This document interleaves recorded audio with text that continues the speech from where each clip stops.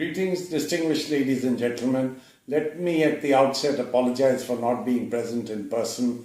Unfortunately, I had some commitment which I just couldn't change. Much as I want to be with you physically, I'm sorry that all I can do is to send this video message and a few words that I'd like to convey to you. The subject of energy for all is of paramount importance. I recall it was about 7 or 8 years ago when I had a detailed discussion on the subject with the former Secretary General of the UN, Mr.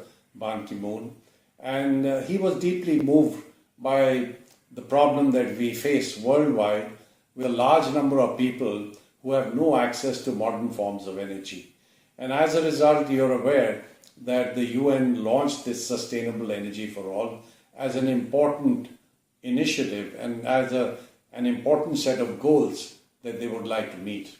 Now, even today, there are over 1.2 billion people in the world who have no access to electricity.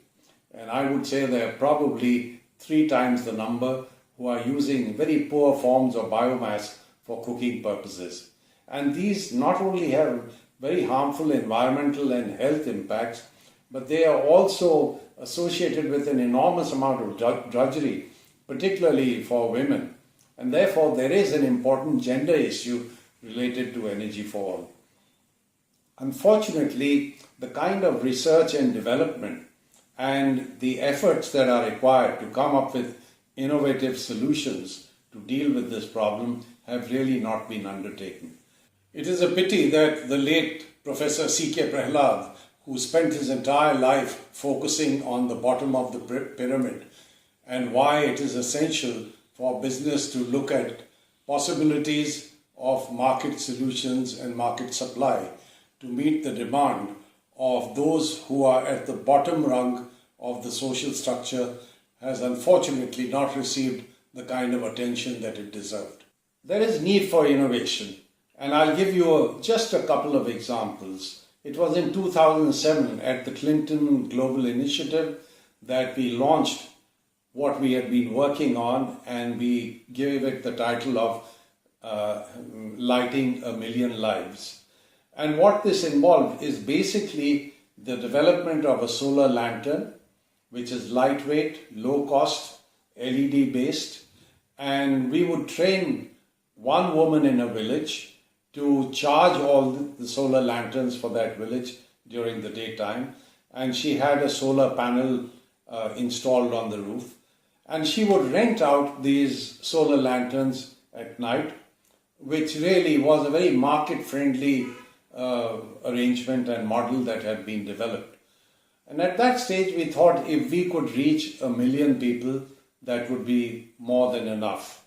But realizing the enormity of the problem and the fact that there were at that stage about 1.3 billion people who had no access to electricity, in February 2008, we scaled this up as a program to call it Lighting a Billion Lives. And Dr. Manmohan Singh, the then Prime Minister of India, launched it in New Delhi. And we went about it with an enormous amount of dedication at my institute, the Energy and Resources Institute, TERI. And I must say that by early 2015, we had covered over 3,000 villages in India and in Africa. We also innovated with things like small microgrid. In other words, in a village where you have a cluster of, say, 20 homes, you get an entrepreneur, give him some sort of a grant and some incentive, and he would develop a microgrid connecting all these 20 homes in a cluster.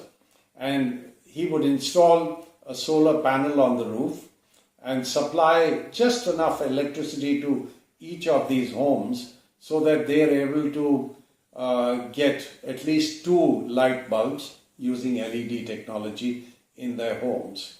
Now, the interesting thing is that this was not charity.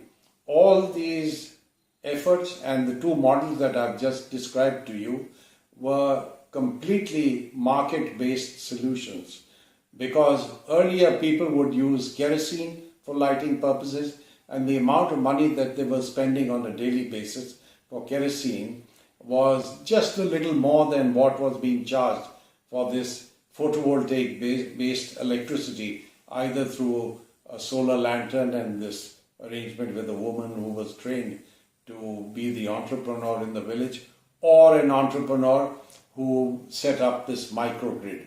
So I'm just giving these examples to show that if we innovate, if we come up with technologies and systems that are customized to meet the needs of poor people, rural people who have no access to electricity, then we're not only meeting very specific and extremely desirable social goals, but we're also extending market solutions into areas where perhaps they have not existed before.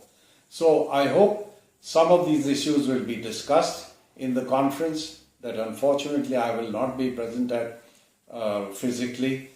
And I'd like to wish you all the best. I want to convey my greetings. And of course, I will be in Astana in early September for the final conference. And I want to compliment Triad. I want to compliment Nazarbayev University and my good friends and colleagues in both these organizations for having pursued an extremely interesting and important set of activities in the form of these 12 conferences. And I'm sure the results of these will be intellectually and on a policy basis be extremely important and extremely useful for human society across the globe. Thank you very much, and I wish you all the best.